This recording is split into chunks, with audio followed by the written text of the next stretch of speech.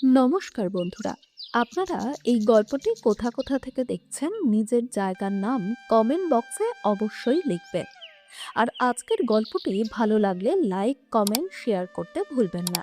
আজকে এই গল্পের মধ্য দিয়ে আগের গল্পে কমেন্ট করেছেন এমন দুজনের নাম জানাবো।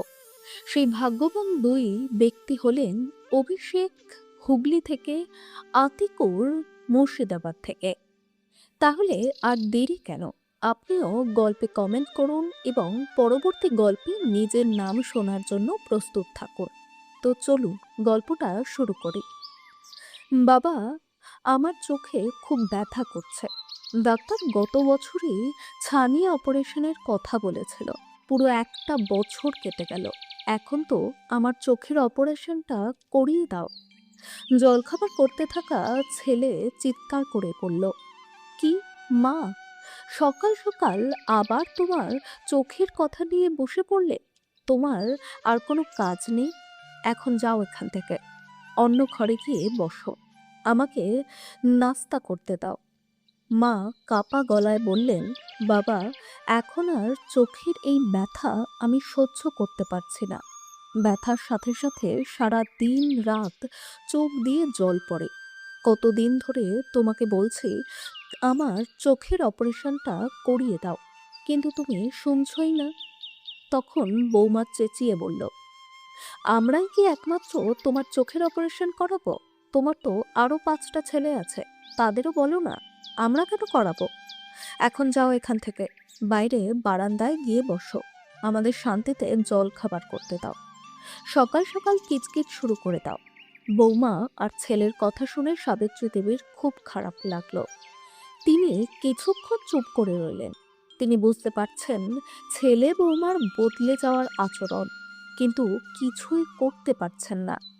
যখন থেকে তার স্বামী এই পৃথিবী ছেড়ে চলে গেছেন, তখন থেকেই ছেলে বৌমা যেভাবে মুখ ফিরিয়ে নিয়েছে তা তিনি প্রতিদিন অনুভব করেন। স্বামী বেঁচে থাকতে বাড়িতে তার অনেক সম্মান ছিল, ছেলে বৌমাও তার কথা মানত। কিন্তু স্বামীর মৃত্যুর পর যেন তাকে বাড়ি থেকে এমনভাবে দূরে সরিয়ে দেওয়া হয়েছে, যেমন দূর থেকে মাছি তুলে ফেলে দেওয়া হয়। তবুও অপমান সহ্য করে তিনি বৌমাকে বললেন, বৌমা, মানছি আমার 5টা ছেলে আছে, কিন্তু তোমার শ্বশুর মশাইয়ের যে পেনশন আসে সেটা তো ছোট ছেলেই নিজের কাছে রাখে। তাই তাকে বলছি, অন্তত সেই পেনশনের টাকা দিয়ে আমার চোখের অপারেশনটা করিয়ে দিক। আমি তো কোনোদিন বেশি কিছু চাইনি, আমার খরচও তেমন কিছু নেই। এখন অন্য ছেলেদের বললে তারা বলবে, যাকে পেনশন দিচ্ছ তাকেই বলো অপারেশন করাতে। তাই প্রথম দায়িত্বটা তোমাদেরই হয়। সাবিত্রী দেবীর কথা শুনে বৌমা রেগে গিয়ে বলল, দেখছো তো, তোমার মা পেনশনের টাকার দাপট দেখাচ্ছে। দেখো তোমার মায়ের সাহস কত বেড়ে গেছে। ছেলে চেয়ার থেকে উঠে এসে রাগে ফুঁসতে ফুঁসতে বলল, মা, এসব কি ফালতু কথা বলছো? আমি যদি বাবার পেনশন নেই, তাহলে তোমাকেও তো নিজের সাথে রেখেছি, সময় মতো ওষুধ আর খাওয়াও দিচ্ছি। এটা তোমার চোখে পড়ে না? পেনশনের দাপট দেখাচ্ছ। আর যদি পেনশন নিচ্ছি, তাহলে তোমাকে নিজের সাথে রেখে এত অ্যাডজাস্টমেন্টও তো করছি। এটুকু উপকার মনে করো যে আমি তোমাকে নিজের সাথে রেখেছি। ছেলের কথা শুনে সাবিত্রী দেবী ভেঙে পড়লেন। নিজের বৃদ্ধ মাকে নিজের কাছে রাখা নিয়েও যদি ছেলের অ্যাডজাস্টমেন্ট করতে হয়, তাহলে তিনি কোথায় যাবেন? হতাশ হয়ে তিনি নিজের ঘরে চলে গেলেন। সকাল 10টা বেজে গেছে, ক্ষুধাও লেগেছে। সাবিত্রী দেবী বৌমাকে বললেন, বৌমা, আমি তো জলখাবার খাইনি, খুব খিদা লাগছে। কি বানিয়েছ? আমাকেও একটু দাও। বৌমা রাগী গলায় বলল, মা, তোমার তো সকাল সকাল কিছুই করার থাকে না, শুধু খাওয়ার জন্য বসে পড়ো। আমার কত কাজ থাকে, বাচ্চাদের স্কুলে পাঠানো, টিফিন বানানো, স্বামীকে অফিসে পাঠানো। সব কাজ শেষ করে তারপর তোমাকে জলখাবার দেব। আর তুমি তো কোনো অফিসে যাও না, বাড়িতেই থাকো। যাও, বাইরে গিয়ে বসো, এখন আমার সামনে বসে থেকো না। সাবিত্রী দেবী বাড়ির বাইরে বারান্দায় গিয়ে বসে পড়লেন। ছেলে বৌমার আচরণে তিনি ভীষণ কষ্ট পেয়েছেন। তার মনে একটাই চিন্তা ঘুরপাক খাচ্ছে। এখনো তার হাত পা চলে, চোখে একটু ঝাপসা দেখলেও নিজের কাজ নিজেই করতে পারেন। কিন্তু যেদিন পুরোপুরি অন্ধ হয়ে যাবেন, নিজের কাজ করতে পারবেন না, সেদিন ছেলে বৌমা তার দেখাশোনা করবে তো? জীবনের কতদিন সেটাও তিনি জানেন না। এইসব ভাবতে ভাবতে তিনি গভীর চিন্তায় ডুবে গেলেন। আজ যখন আমি নিজের কাজ নিজেই করছি, বৌমার ঘরের ছোটখাটো কাজেও সাহায্য করছি, তখনও তারা আমাকে কিছু মনে করে না।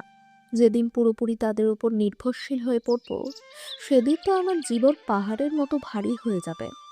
না না, আমি অন্ধ হয়ে ছেলে বৌমার উপর নির্ভর করতে চাই না।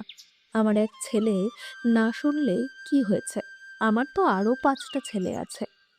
আমি তাদের বলবো, কেউ না কেউ নিশ্চয়ই আমার চোখের অপারেশন করিয়ে দেবে।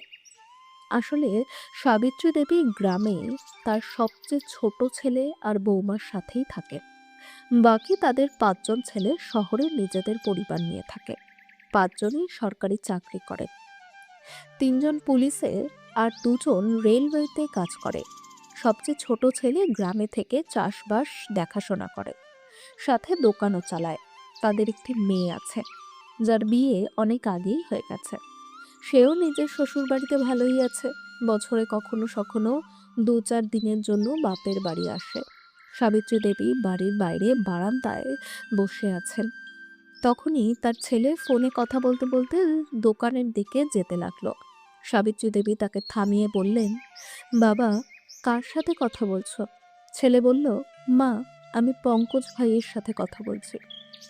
আচ্ছা, পঙ্কজের সাথে কথা বলছো? বাবা, আমাকেও একটু কথা বলিয়ে দাও না, অনেকদিন ওর সাথে কথা হয়নি। ঘরের দোরগোড়ায় দাঁড়িয়ে বৌমা চেঁচিয়ে বলল, মা, যখনই এটা বাড়ি থেকে বেরোয়, তখনই পিছন থেকে ডাকাডাকি করো না। কতবার বলেছে, কিন্তু তোমার কিছুই বোঝে না। যেতে থাকা মানুষকে পিছন থেকে আটকে দাও। বুড়ো হয়ে গেছো, তবুও কিছুই শিখলে না। অনেক কষ্টে ছোট ছেলে মাকে ফোনটা দিল। ফোন হাতে নিয়ে সাবিত্রী দেবী তার 5ম ছেলে পঙ্কজকে, যে পাশের শহরেই থাকে, বললেন, বাবা, তুমি অনেক দিন ধরে বাড়ি আসছো না, কবে আসবে? পঙ্কজ বলল, মা, আমি তো গত মাসেই বাড়ি গিয়েছিলাম, এত তাড়াতাড়ি আবার আসছি না। বলো, কি কাজ আছে? আমি এখন ডিউটিতে যাওয়ার জন্য তৈরি হচ্ছি। যদি খুব জরুরি কিছু থাকে তাহলে বলো, না হলে ফোন রাখো। সাবিত্রী দেবী বললেন, বাবা, ফোন রেখো না। আমি বলছিলাম, আমার চোখে খুব ব্যথা হয়, আমার চোখের অপারেশনটা করিয়ে দাও। ছানি পড়ে গেছে, খুব ঝাপসা দেখি। পঙ্কজ বিরক্ত হয়ে বলল, কি মা, আবার সেই একই কথা? তোমার কাছে আর কোনো ভালো কথা নেই? এইসব কথা শোনার জন্য আমার সময় নেই, ফোন রাখো। এই বলে সে ফোন কেটে দিল। সাবিত্রী দেবী অনেক আশা নিয়ে তার 5ম ছেলের সাথে কথা বলেছিলেন, কিন্তু সে কথা শোনা মাত্রই ফোন কেটে দিল। বাইরে বসে থাকতে থাকতে অনেকক্ষণ হয়ে গেল। চোখের জল মুছে তিনি ভিতর এসে বসলেন। তিনি বৌমাকে বললেন, বৌমা, এখন তো তোমার সব কাজ শেষ হয়ে গেছে। ছেলে দোকানে চলে গেছে, বাচ্চারাও স্কুলে গেছে। এখন কিছু খেতে দাও। বৌমা বলল, মা, জলখাবার যা বানিয়েছিলাম সব শেষ হয়ে গেছে। এখন রান্না করতে যাচ্ছি, সরাসরি দুপুরের খাবারই খাবে। এই বলে বৌমা স্নান করতে চলে গেল। সাবিত্রী দেবীর খুব ক্ষুধা লাগছিল। তিনি রান্নাঘরে গিয়ে দেখলেন যদি কিছু পড়ে থাকে, কিন্তু কিছুই পেলেন না। চুপচাপ আবার বাইরে নিম গাছের নিচে গিয়ে বসে পড়লেন। পাশেই একটা ছোট দোকান ছিল। সেখানে বসে থাকা এক ছেলে বলল, কি হয়েছে কাকিমা, জলখাবার করনি নাকি? এত সকালে বাইরে এসে বসে আছো? সাবিত্রী দেবী কিছু বললেন না। ছেলেটা বুঝে গেল আজও কাকিমা জলখাবার পায়নি। সে দোকান থেকে একটা বিস্কুটের প্যাকেট এনে সাবিত্রী দেবীকে দিল। সাবিত্রী দেবী বললেন, বাবা, আমার কাছে দেওয়ার মতো টাকা নেই। ছেলেটি হাসি মুখে বলল, কোনো সমস্যা নেই কাকিমা, আপনার আমার উপর অনেক উপকার আছে। একটা বিস্কুটের প্যাকেট দিলে আমার কিছুই যাবে আসবে না। সাবিত্রী দেবী জলে ডুবিয়ে বিস্কুট খেয়ে নিলেন, কিন্তু চোখের ব্যথায় তিনি খুব কষ্ট পাচ্ছিলেন। আর সবচেয়ে বড় চিন্তা তাকে কুরে কুরে খাচ্ছিল। যদি তিনি চোখে দেখা বন্ধ করে দেন তাহলে তার বার্ধক্য কতটা কষ্টকর হয়ে উঠবে। ছেলেটা জিজ্ঞেস করলো, কি ভাবছেন কাকিমা? চোখে খুব ব্যথা করছে? আপনি কি ছেলের সাথে অপারেশনের কথা বলেছিলেন? আমি তো মনু দাদাকে বলেছিলাম, পাশের শহরে একটা ক্যাম্প বসেছে, শুধু আপনাকে নিয়ে গেলেই হবে, সহজেই অপারেশন হয়ে যাবে। সাবিত্রী দেবী বললেন, হ্যাঁ বাবা, কথা তো বলেছিলাম, কিন্তু মনু কিছুই বলল না। তিনি ভাবতে লাগলেন, 2 মাস আগে যখন তার হাত ভেঙেছিল তখন বৌমাকে তার কাপড় ধুতে হতো। তখন বৌমা কত রাগ করত, হাত ভেঙে বসে আছো, আমি কি বাড়ির কাজ করব না তোমার কাপড় ধোবো? হাতের প্লাস্টার খোলার সাথে সাথেই বৌমা কাপড় ধোয়া বন্ধ করে দেয়। হাত ব্যথা থাকা সত্ত্বেও তিনি নিজেই কষ্ট করে নিজের শাড়ি ধুতেন। এই কষ্টটা শুধু তিনিই জানেন। তিনি মনে মনে ভাবলেন, এখন আমার 2 বড় ছেলে গ্রামে আসবে, কারণ তাদের শ্বশুরবাড়িতে বিয়ে আছে। আমার 2 বড় ছেলের বিয়ে একই বাড়িতে হয়েছে, দুজনেই 2 বোনকে বিয়ে করেছে। তারা যখন আসবে তখন আমি তাদের সাথে আমার চোখের অপারেশনের কথা বলবো। কিছুদিনের মধ্যেই 2 বড় ছেলে ও তাদের বৌমারা বাড়িতে এলো। বড় বৌমা ছোট বৌমাকে বলতে লাগলো, এই দেখো, আমি আমার ভাইয়ের বিয়ের জন্য পুরো 10,000 টাকার লেহেঙ্গা কিনেছি, কত সুন্দর লাগছে তাই না? ছোট বৌমা বলল, হ্যাঁ হ্যাঁ, আমিও আমার স্বামীকে বলেছিলাম, আমার ভাইয়ের বিয়ে আমাকে সোনার দুল না দিলে আমি বিয়েতে যাব না। আরে, এমন করে কি না যাওয়া যায়? চলো, তোমাকে সোনার দুল কিনে দিই। আর সেই দিনই আমার স্বামী আমাকে সোনার দুল কিনে দিয়েছে, পুরো 60,000 টাকার। বৌমাদের এইসব কথা শুনে সাবিত্রী দেবীর বুক ভরে গেল আনন্দে। চলো, আমার ছেলেরা কত উন্নতি করেছে, বৌমারা কত সুন্দর সুন্দর কাপড় পরেছে, সোনার গয়না পরে আছে। আমি হয়তো নিজের শখগুলো পূরণ করতে পারিনি, কিন্তু আমার সন্তানরা তো তাদের শখ পূরণ করছে। যখন আমার সন্তানরা ছোট ছিল তখন আমার উপর এত দায়িত্ব ছিল যে নিজের জন্য একটা শাড়ি কিনতেও 10 বার ভাবতে হতো, কারণ আমরা যৌথ পরিবারে থাকতাম।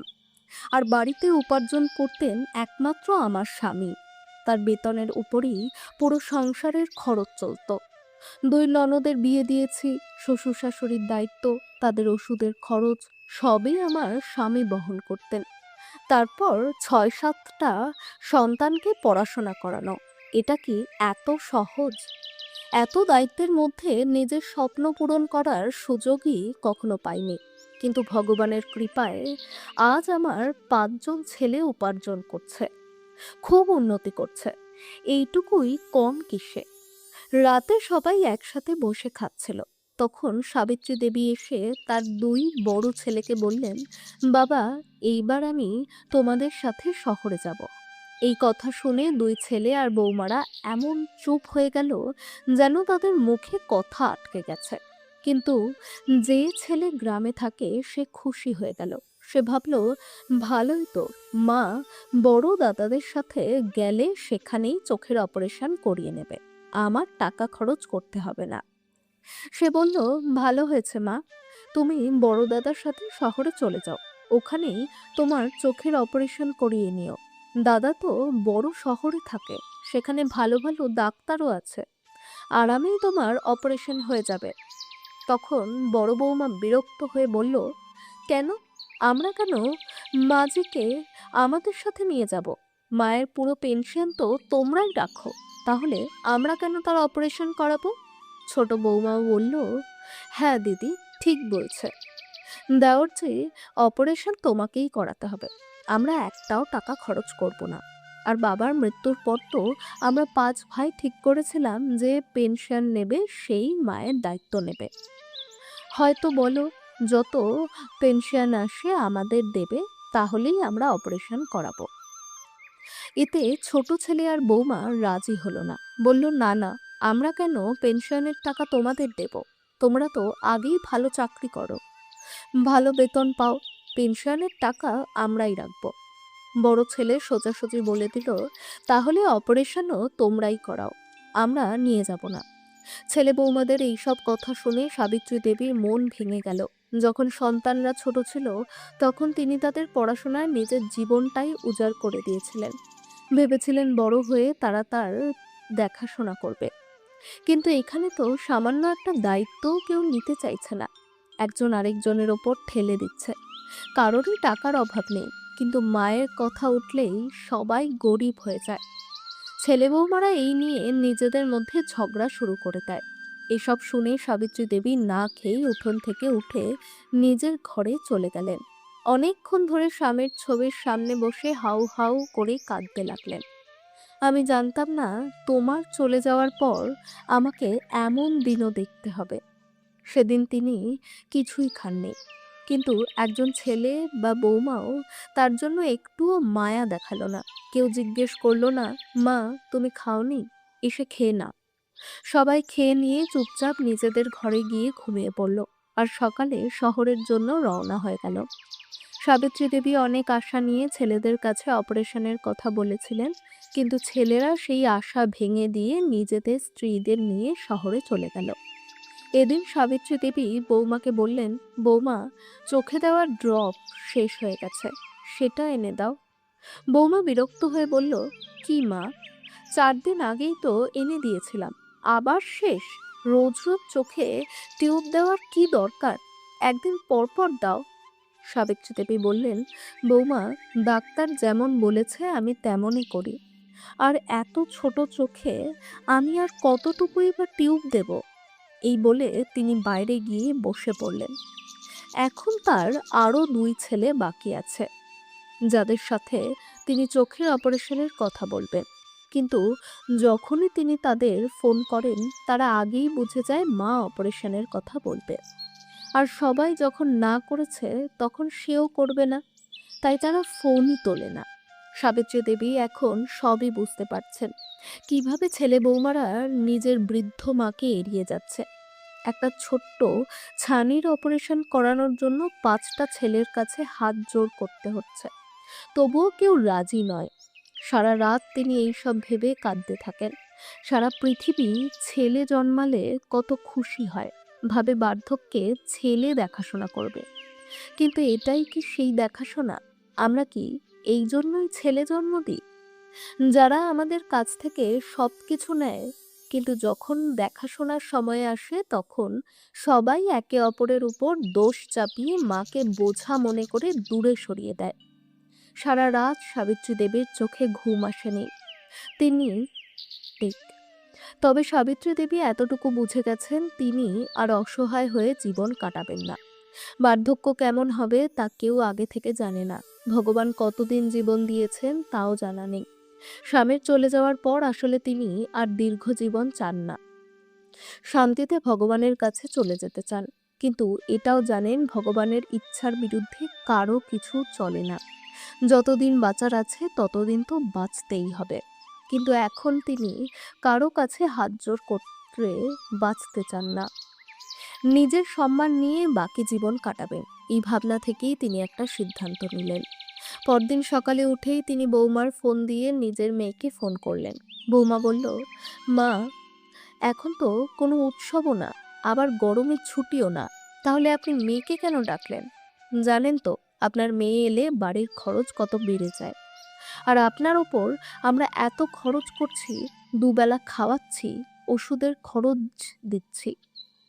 সাবিত্রী দেবী শান্ত গলায় বললেন, কেন বৌমা, আমি কি নিজের ইচ্ছায় মেয়েকে ডাকতে পারি না? এই বাড়ি তোমার আগে আমার। পুরো 50 বছর আমি এই বাড়িতে থেকেছি। এই বাড়ির সাথে আমার সম্পর্ক অনেক পুরনো।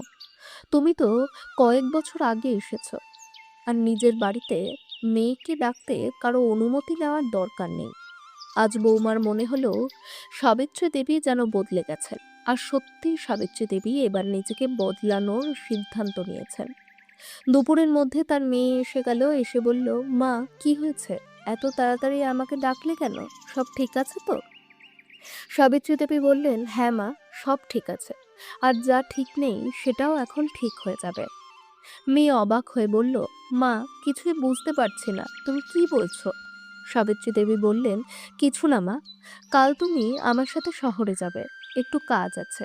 তিনি মনে মনে ভাবলেন, মেয়েকে নিয়ে শহরে গেলে ছেলে বৌমাকে কিছু না কিছু বলতে হবে, নইলে তারা যেতে দেবে না। তাই তিনি বৌমাকে বললেন, বৌমা, আজ আমি মেয়ের সাথে শহরে যাচ্ছি। ওর পরিচিত একজন ভালো চোখের ডাক্তার আছে, তাকে দেখিয়ে আসবো। সে বলেছে আমার অপারেশন করিয়ে দেবে। এই কথা শুনে ছেলে বৌমা খুশি হয়ে গেল এবং ভাবলো ভালোই হয়েছে, মেয়েই অপারেশন করাবে, সব খরচও ওই দেবে, আমাদের কিছু খরচ করতে হবে না। শহরে পৌঁছানোর পর মেয়ে, যে এতক্ষণ চুপ ছিল, জিজ্ঞেস করলো, মা, এখন বলো, আমাকে শহরে কেন নিয়ে এলে? সাবিত্রী দেবী বললেন, মা, আগে ব্যাংকে চল, আমার কিছু জরুরি কাজ আছে। মেয়ে অবাক হয়ে বলল, কিন্তু মা, তুমি তো বলেছিলে হাসপাতালে যাব, ব্যাংকে কি কাজ? সাবিত্রী দেবী বললেন, তোর বাবার পেনশনের টাকা এখন থেকে আমি নিজেই তুলব এবং নিজের কাছে রাখবো, কাউকে দেব না।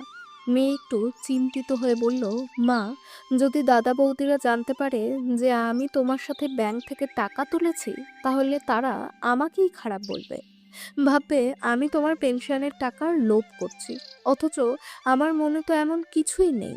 সাবিত্রী দেবী বললেন, মা, তুমি চিন্তা করো না, আমি যেমন বলছি তেমন করো। আমি তো পড়াশোনা জানি না, ব্যাংকের কাগজও বুঝি না, তাই আমাকে সব বুঝিয়ে দিও, আর যা বলছি তাই করো। আমার জন্য একটা আলাদা অ্যাকাউন্ট খুলে দাও, যাতে তোমার বাবার পেনশন সরাসরি সেখানে আসে। এখন থেকে আমি ছেলে বৌমাকে পেনশনের টাকা নিতে দেব না। আমি 6 ছেলেকে দেখে নিয়েছি, কেউ আমার কথা শোনে না, কেউ আমাকে একটা টাকাও দেয় না। নিজেদের জন্য কত খরচ করে, কিন্তু আমার জন্য প্রয়োজনীয় টাকাও খরচ করে না। তুই তো জানিস কতদিন ধরে আমার চোখে সমস্যা হচ্ছে, ঠিক মতো দেখতে পাই না, ডাক্তার অপারেশন করতে বলেছে, কিন্তু তোর একটা দাদা বৌদি রাজি নয়। এখন আর আমার কারো দরকার নেই, আমি নিজেই আমার চোখের অপারেশন করাবো। মেয়ে রাখি মায়ের জন্য আলাদা ব্যাংক অ্যাকাউন্ট খুলে দেয় এবং সব ফর্মালিটি সম্পন্ন করে। ব্যাংকের কর্মী বলল, মা, আপনি চিন্তা করবেন না, আগামী মাস থেকে সব টাকা আপনার অ্যাকাউন্টেই আসবে, আর এই মাসের পেনশনও আপনার অ্যাকাউন্টে এসে গেছে। আজ 2 তারিখ, এখনো আপনার ছেলে টাকা তুলতে আসেনি, আপনি চাইলে এখনই টাকা তুলতে পারেন। সাবিত্রী দেবী বললেন, ঠিক আছে বাবা, যত টাকা এসেছে সব তুলে দাও। পেনশনের 25,000 টাকা হাতে পেয়ে তিনি ডাক্তারের কাছে গেলেন। ডাক্তার বললেন, মা, আপনার অপারেশনই করতে হবে, কাল চলে আসুন, আমরা আপনার চোখের অপারেশন করে দেব। আপনি এতদিন এই ব্যথা কিভাবে সহ্য করছিলেন? এরপর সাবিত্রী দেবী মেয়েকে নিয়ে আবার গ্রামে ফিরে এলেন। পথে তিনি মেয়েকে সব বললেন, কিভাবে ছেলে বৌমারা তার সাথে ব্যবহার করছে। সব শুনে রাখি খুব রেগে গেল। এতদিন সে ভাবতো তার দাদা বৌদিরা মাকে খুব ভালোভাবে রাখছে, মায়ের তো কোনো অভাব নেই, বাবা ভালো বাড়ি বানিয়ে গেছেন, পেনশনও আসে। সে ভাবতো দাদারা নিশ্চয়ই মাকে খুব যত্নে রাখে, কিন্তু বাস্তব চিত্র ছিল সম্পূর্ণ উল্টো। বাড়ি পৌঁছানোর পর ছেলে বৌমা জিজ্ঞেস করলো, ডাক্তার দেখাতে এত সময় লাগে নাকি? পুরো দিন নষ্ট করলে। ডাক্তার কি বলল? সাবিত্রী দেবী বললেন, ডাক্তার বলেছে কাল যেতে, আমার অপারেশন করে দেবে। ছেলে বলল, কিন্তু মা, আমার তোমার সাথে যাওয়ার সময় নেই, তুমি দেখে নিও কার সাথে যাবে। রাগে ফেটে পড়ে রাখি বলল, দাদা, তুমি এর চিন্তা করো না, আমি মায়ের সাথে চলে যাব, তুমি আরামে বাড়িতে বসে থাকো। ছেলে বলল, বসে থাকো মানেটা কি? রাখি বলল, কিছু না দাদা। এতটুকু বলেই রাখি মাকে নিয়ে ঘরে চলে গেল। পরের দিন রাখি সাবিত্রী দেবীকে নিয়ে শহরে গেল এবং একজন ভালো ডাক্তারের কাছে তার চোখের অপারেশন করিয়ে দিল। 1 সপ্তাহের মধ্যেই তারা গ্রামে ফিরে এলো। এই 1 সপ্তাহে একজন ছেলে বা বৌমাও প্রয়োজন মনে করলো না হাসপাতালে গিয়ে মায়ের সাথে দেখা করতে। শুধু ফর্মালিটির জন্য একবার ফোন করে খোঁজ খবর নিয়ে নিল। কেউ একটাও জিজ্ঞেস করলো না অপারেশনের টাকা কোথা থেকে এলো, কারণ সবাই ভেবেছিল এই খরচ রাখিই করেছে, আর তারা ইচ্ছে করেই বেশি কথা বলেনি। যাতে রাখি তাদের কাছে অপারেশনের টাকা না চায়। এদিকে গ্রামের ছেলে যখন পেনশনের টাকা তুলতে গেল, তখন জানতে পারলো তার মা আগেই সেই টাকা তুলে নিয়েছে। এটা শুনে সে হতবাক হয়ে গেল। সে রাগে ফেটে পড়ে বলল, মায়ের এত সাহস হলো কিভাবে পেনশনের টাকা তোলার? আসতে দাও, ভালো করে দেখে নেব। এক সপ্তাহের মধ্যেই সাবিত্রী দেবী মেয়েকে নিয়ে গ্রামে ফিরে এলেন। রাখি মায়ের জন্য শহর থেকে অনেক রকম খাবার দাবারও নিয়ে এসেছে। অনেক ফল, শুকনো ফল, এমনকি গরুর ঘিও। ছেলে বৌমা আগে থেকেই রাগে ফুঁসছিল, মায়ের আসার অপেক্ষায় ছিল।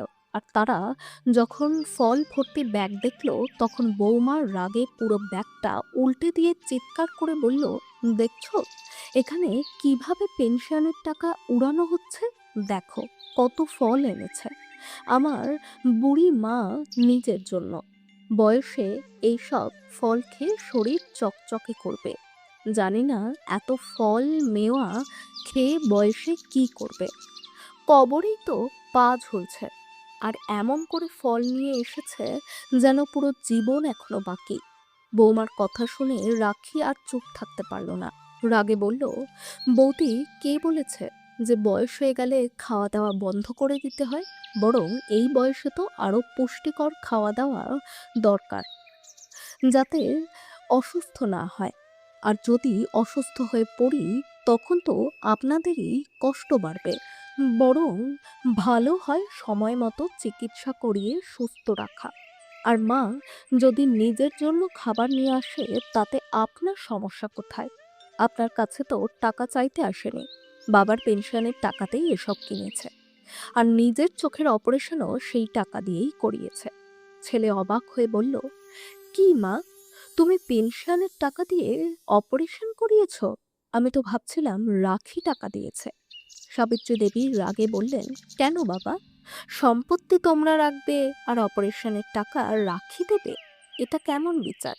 ছেলে রেগে বলল, মা, তুমি পেনশনের টাকা কিভাবে তুললে? তোমার এত সাহস হলো কিভাবে? সাবিত্রী দেবী দৃঢ় গলায় বললেন, কেন বাবা, আমার স্বামীর সম্পত্তিতে আমারও অধিকার আছে। সেই অধিকারেই আমি টাকা তুলেছি।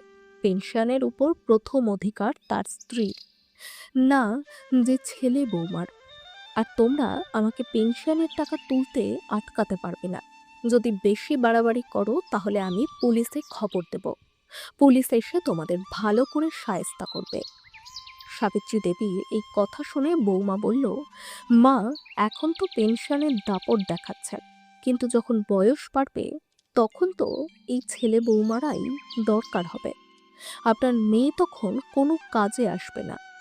সাবিত্রী দেবী শান্ত কিন্তু দৃঢ় গলায় বললেন, কে আমার কাজে এসেছে সেটা তো চোখের সামনে স্পষ্ট।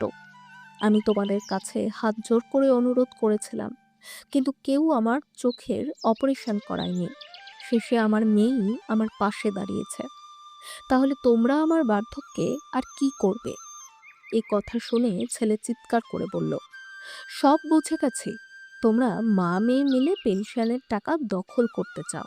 বেরিয়ে যাও আমার বাড়ি থেকে, আর তোমার মেয়ের বাড়ি গিয়ে থাকো। এই কথা শুনে সাবিত্রী দেবী সাহস জোগাড় করে ছেলের গালে একটা চড় কষালেন এবং বললেন, কে কাকে দখল করছে সেটা আমি খুব ভালো করেই বুঝতে পারছি। যখন এই বাড়ি আমার, তখন আমি মেয়ের বাড়ি যাব কেন? আর এটা তোমার বাড়ি কিভাবে হলো?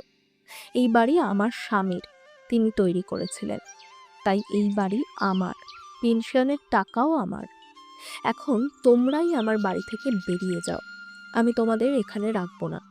আমার চোখের অপারেশনও হয়ে গেছে, এখন আমি ভালো দেখতে পাচ্ছি। আমি নিজেই নিজের যত্ন নিতে পারবো। তোমাদের মতো অকৃতজ্ঞ ছেলে বৌমার আমার কোনো দরকার নেই। মায়ের এমন রূপ দেখে ছেলে বৌমার পায়ের তলা থেকে মাটি সরে গেল। সাবিত্রী দেবী বললেন, যাও, তোমাদের বাকি দাদাদের বলো, মা বাড়ি আর জমির ভাগ করতে চলেছে। ভয়ে ছোট ছেলে 5 ভাইকে ফোন করে সব জানিয়ে দিল, পেনশনের টাকা আর বাড়ি জমির ভাগ নিয়ে। এই ভয়ে যে মা সবকিছু মেয়ের নামে করে দেবে। বাকি 5 জন ছেলে তাদের স্ত্রীদের নিয়ে তাড়াতাড়ি গ্রামে চলে এলো। আসলে সাবিত্রী দেবীও এটাই চেয়েছিলেন, তার সব ছেলে বৌমা একসাথে এক উঠোনে জড়ো হোক, যাতে তিনি নিজের সিদ্ধান্ত সবাইকে জানাতে পারে। বাড়িতে এসে কেউ এটা পর্যন্ত জিজ্ঞেস করলো না, মা তোমার অপারেশন কেমন হলো, এখন ঠিক আছো তো? বরং চিৎকার করে বলতে লাগলো, মা তুমি এটা ঠিক করনি। সাবিত্রী দেবী হেসে বললেন, বাহ, আমি যখন তোমাদের ডেকেছি তখন তো কারো সময় ছিল না গ্রামে আসার, আর আজ যখন টাকা আর জমির কথা উঠল তখন সবাই দৌড়ে চলে এলে। বৃদ্ধ মায়ের জন্য কারো কাছে 2 দিনের সময় ছিল না, এখন কেমন সময় পেয়ে গেলেন? মায়ের কথা শুনে সবাই চুপ হয়ে গেল। তারপর তিনি সেই 2 ছেলেকে বললেন, যারা ফোনও ধরেনি, কেন রে? তখন তো আমার ফোনই ধরনি, আর এখন জমি বাড়ির কথা শুনে ছুটে এলে। বোঝো না তোমরা? তোমাদের মতো অকৃতজ্ঞ ছেলের বদলে যদি ভগবান আমাকে মেয়েই দিত তাহলে ভালো হতো। ছেলে বলল, মা এসব কি বলছো? আর হঠাৎ করে জমি ভাগ করার কথা তোমার মাথায় এলো কোথা থেকে? সাবিত্রী দেবী বললেন, ঠিকই বলেছ, আগে তো আমার মাথায় পেনশনের কথাও আসেনি। ভাবতাম আমার 5 ছেলে বৌমা আছে, আমার কি চিন্তা, যখন দরকার হবে ওরাই টাকা দেবে। কিন্তু আমি দেখে নিয়েছি, যখন আমার দরকার ছিল তখন কেউ আমাকে হাসপাতালে দেখতে পর্যন্ত আসেনি। তাই এখন আমি পেনশনের টাকার সাথে সাথে এই বাড়ি আর জমির 7 ভাগের 1 ভাগও নিতে চাই। ছেলে জিজ্ঞেস করলো, মা তুমি ওই অংশ নিয়ে কি করবে? সাবিত্রী দেবী বললেন, গরিবকে দান করে দেব, আশ্রমে দিয়ে দেব, কিন্তু তোমাদের মতো ছেলে বৌমাকে দেব না। যতদিন বাঁচবো ওই টাকায় নিজের মতো করে জীবন কাটাবো। ছেলে বলল, মা তোমার জন্য তো পেনশনের টাকা যথেষ্ট, আবার জমি ঘর কেন চাইছো? সাবিত্রী দেবী দৃঢ় গলায় বললেন, কারণ আমি আমার অংশের একটুকুও তোমাদের দিতে চাই না। দরকার হলে রাস্তায় ভিখারিকে দিয়ে দেব, যে আমার সেবা করবে তাকে দেব, কিন্তু বিনা কারণে কাউকে দেব না। শেষ পর্যন্ত সাবিত্রী দেবী নিজের বাড়ি আর জমির 7 ভাগের 1 ভাগ নিজের নামে নিয়ে নিলেন। এখন তার কাছে টাকারও অভাব নেই, কোনো কিছুরই অভাব নেই। তিনি বললেন, এবার বলো, আমার সেবা করতে কে রাজি? যে রাজি হবে তাকে আমি আমার পেনশনের অর্ধেক দেব। সব ছেলে বৌমা একসাথে বলতে লাগলো, মা তুমি আমার সাথে শহরে চলো। 2 বড় ছেলে বলল, মা তুমি আমাদের সাথে চলো, আমরা তো কাছাকাছি থাকি, যেখানে ভালো লাগবে সেখানে থাকবে।